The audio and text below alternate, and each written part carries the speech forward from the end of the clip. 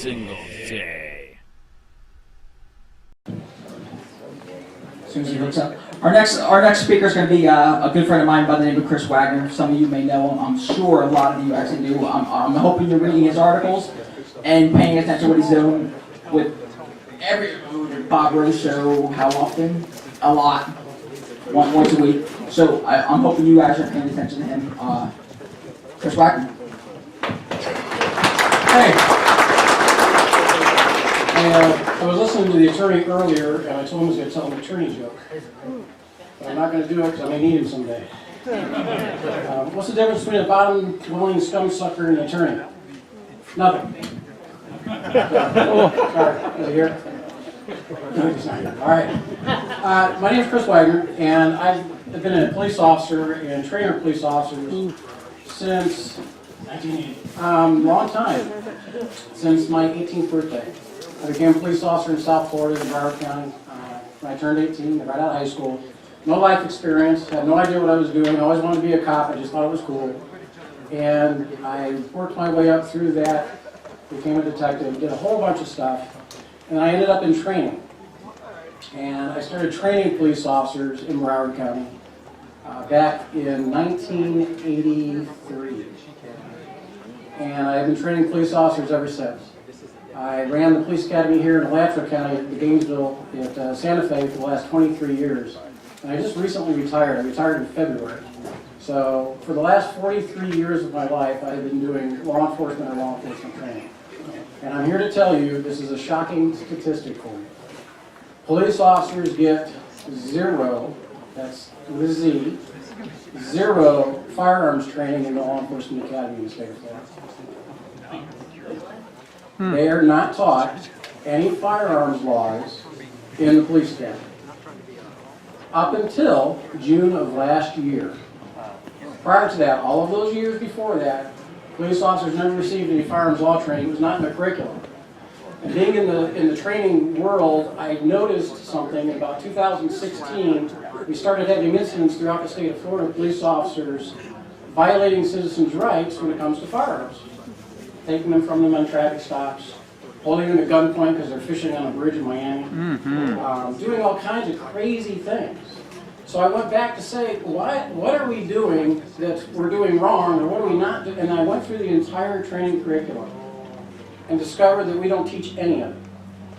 So in 2016, I submitted to the Florida Department of Law Enforcement, who runs law enforcement training in the state of Florida, so now you kind of get an idea why it might be a problem. It took 4 years to get 3 pages of firearms laws added to the training curriculum of law enforcement in the state of Florida. And it was just instituted, I started it in 2016, it was just instituted in June of 2019. And it's now being taught throughout the state of Florida. The problem was, you'll thank me in about 15 years when those are the guys that are out there doing all this stuff, and all the old guys like me who never got that training originally are not the ones stopping you and doing it. But yes, I appreciate the effort. What you don't understand is I submitted 10 pages to them of curriculum. They published 3. The 3 pages they published are better than nothing, but sometimes training the better than nothing is not sufficient. So in order to try and help things, being in training as long as I was around the state, and I have taught at most academies. We have 43 training academies in the state of Florida. There's 43 different places law enforcement officers are trained. Some states have 1, some have regional. We have 43 of them, and they're located at the colleges throughout the state of Florida. I sent off to every single one of them my PowerPoint, my teaching notes, and all the materials that I use when I teach the class here locally. And it was taught for the very first time in January of this year here in Alachua County. Thankfully, it was well received. The students were awesome, and the information that they got was hopefully what I'm hoping they're going to take out and share with other police officers. Cops are not the enemy. The lack of training for police officers is the enemy, and the way that cops pass information on to other cops is the enemy. Many of you in Florida are familiar with the fabled 3-step law. I cannot tell you how many hours I have spent trying to break that myth, especially with police officers. That came from a 1976 training memo from Florida Highway Patrol. A training memo became this myth that just perpetuated itself for the rest of eternity and still going today. And there's still people out there, officers, who use that. And it doesn't even exist. So, the three-step rule?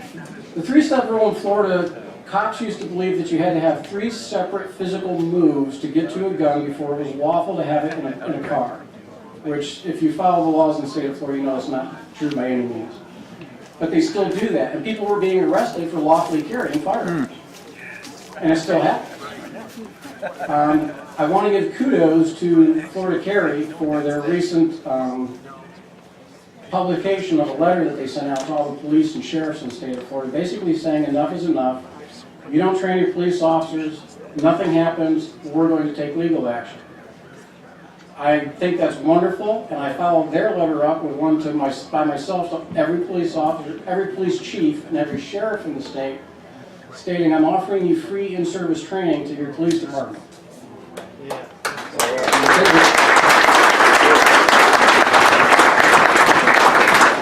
Because you have to understand that if they don't get it, the training doesn't do any good. You know, we can tell them they got to have the training, we can sue them, but unless they have the training, it doesn't do them any good. The reason I looked over and looked at our FWC officer over here is because he's one of my former students. And he knows how I feel about firearms. And I can guarantee you he knows firearms laws. I guarantee you. He was taught right. But the thing is there's not enough of them out there taught right. We're still having these issues with our civil rights being violated as law-abiding citizens. So when I teach at the police academies, what I'm hoping to do with some of these in-service trainings, the first thing that I mention to the cops is this. If you were that Hillsborough County deputy that was getting his head beat against the asphalt on the highway and watched all those hundreds of people drive by, and then finally somebody stopped, and who was it? It was an armed citizen, a lawfully armed citizen who shot and killed his attacker and saved that officer's life. Or maybe it could be the California Highway Patrol trooper who was doing basically the same thing, was getting shot and had gotten shot, and the citizen stopped and killed the attacker. Wouldn't you want these people on your side? There are over 2 million, actually it's 2,074,068 at last count, not that I'm counting, concealed carry licenses as of January 31st, 2020. That's 2 million backups. His nearest backup sometimes, because he works for FWC, is 30, 40, 50 minutes away.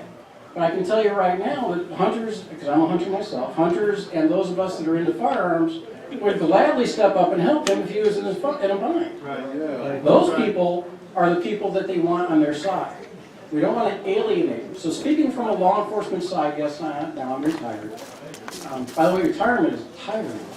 Now that I'm retired, I get the chance that I have more time to go out and do training. And I can tell you that police officers aren't your enemy. Florida Carry is doing a wonderful job of trying to educate the law enforcement community in Florida. What we have to do then is provide, like actually John brought it up, provide the means for the training to be done. And by offering to do that, I've got some other trainers who are like-minded like myself, especially in our Marion County, Alachua County. A lot of the officers are like-minded. This last class that I taught, there were 38 police recruits, young people who want to be cops. And I asked them, how many of you have your concealed carry license? And this is the very first week of class. And out of 38, 27 of them had their licenses. That's not a bad, it didn't used to be that way, that's not a bad ratio. And so when I asked them, I said, how many of you believe in the Second Amendment? The entire class, except for one person, raised their hand. And I didn't single them out, but I did point out, well, is there a reason that you don't believe in the Second Amendment? And here was their answer. I don't know enough about it to understand it. Well, at least they were being honest. At least they were being honest. So we then had to go into the entire explanation of the constitutional law issues. Law enforcement, you can really help out on your end as citizens. And some of the people in this audience actually know me personally, so they know that I'm speaking from the heart. You can help out. When you are asked by a police officer on a traffic stop, say you were driving a little bit too fast going somewhere and you got pulled over. The lawyers will tell you something. I'm going to tell you from a police officer's perspective. I have probably stopped, I don't know, in 35 years, a couple of tens of thousands of motorists. And here's what happens. This is the conversation if you do it. They hand me their driver's license and registration, and along with that comes a concealed carry permit. There are officers out there that will say, oh, it doesn't matter, I don't care, whatever. 90% of them will go, oh, are you carrying a firearm? Yes, I am. Where's it at? It's on my hip. You keep yours there, I'll keep mine where I got mine, and we'll have a good time. Generally, I would not write them a ticket, because here's what happened. I want to know what kind of gun you got. So I back up and I go, okay, well, what kind of firearm are you carrying? He says, well, it's this. I said, oh, man, you know. And then the whole 20 minutes goes into 30 minutes, and then you're like, well, you're free to leave. You know, just talking. That's usually the way that the conversation goes if you escalate it or de-escalate it that way. You do not have to tell a police officer in the state of Florida that you're armed unless they ask. They have to specifically ask you. I'm asking you for the benefit of the officers, just give them your concealed carry card and say, hey, I'm carrying it. And I guarantee you that 99 times out of 100, that will de-escalate the situation, you'll be better off, and the conversation will be much easier between everybody. Because like was pointed out before, you know, cops want to go home too. They got kids. And we had a trooper that was just recently shot and killed. They understand that, and they have been taught for years and years and years, any gun is bad. We're trying to break that training cycle and make them understand that not every gun is bad. There are guns out there that can save their lives. You know, and I'm very involved at the political level, keeping track of legislation and things like that that's going on in the state of Florida. And I'm sorry to say that the Sheriff's Association and the Chiefs of Police Association are not your friend. But here's who those are. Now remember this. Those are not the street cops. Those are not the guy or gal out there on the road that's patrolling or has to answer a call. Those are the heads of the departments and the sheriffs. They're elected officials or they're appointed officials. They do not represent the street level police officer. They don't. I'm telling you from personal experience. I have dealt with tens of thousands of cops in Florida. I've been all over the state teaching. I worked with FDLE writing new training for cops, and I have spoken to thousands of them about the Second Amendment issues. And I will tell you, from a unofficial, unknown polling, at least 90% of them are on our side. When I say our side, okay, about 90%. You'll still have a few that aren't out there, and they're usually the older ones, which is surprising. And I think it's because they're so ingrained in the training that they've had. All right, so we're trying to break that cycle, and we are really trying to break it. With the help of Florida Carry, with their recent notices, and hopefully getting this information out to the police departments, we can start a cycle of change. And it has to start with the young guys and the young girls who are going through the academy. And that just started in June. So if you're stopped by a younger police officer, if you're stopped by a younger police officer, you're more likely to have a good engagement as far as them knowing the law. All right, but things like Miami Beach and these issues with police officers taking guns from law-abiding citizens, we need to stop that. You don't do that on the side of the road. You don't do that if you're stopped by one of these non-Second Amendment types and they're going to take your gun from you or they're going to treat you in a way. Don't argue the point there. That's not the place to do it. And you're not going to win. I hate to say that. You don't want to get hurt. You don't want them to get hurt. The place to do it later is in internal affairs or with a lawsuit. All right? Just don't do it on the side of the street, because the side of the street is not the place to get involved. There are avenues to take. There are avenues to take, and that's why they're there. And I will gladly help anybody that has an issue. If you need to contact and figure out how to do that, I'm more than happy to help you. I also ask you this, though. If you run across one of these officers or these deputies out there, or my FWC buddies, and they are really nice and they help you out and they do whatever, it's nice to let them know that too. You'd be surprised how many times I've been spit on and had feces thrown on me and then thrown up on and all those kinds of things, and the accolades that you get are few and far in between compared to those things. So just give them an attaboy or say, hey, thanks or whatever when you get a chance if they do something nice for you. The other thing is, if they do something bad, you need to be a member of like Florida Carry or one of these other organizations. I recommend Florida Carry because I personally know their attorney, Eric, and he's awesome when it comes to this stuff. He's a really good guy. He knows his stuff, and Eric and I have worked on a couple of things together as far as getting people's rights and getting their weapons back. Don't be afraid to voice your opinion, but don't be foolish enough to lose your freedom over something we can resolve later. All right, so we'll take care of it. We will deal with it, but let us deal with it on the right level so you're not suffering because of it. And we will. We'll help deal with it. So do yourselves a favor, get educated, but have heart. The law enforcement infringements on your rights are hopefully coming to an end. It's a time issue. That's the problem. It's going to take time. In the state of Florida, we have about 212,000 police officers. To get every single one of them trained up takes time. And when you only have 4 or 5 people throughout the state that are teaching them what I would like to term the right way, it's going to take time to do it. We're going to do it. We'll get it done.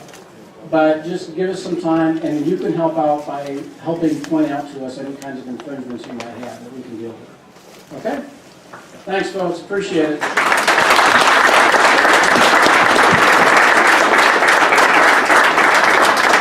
Hey Sherri County, this is Sherri County COPWATCH. I am using any video here with under fair use if you have criticism, reporting, teaching, etc.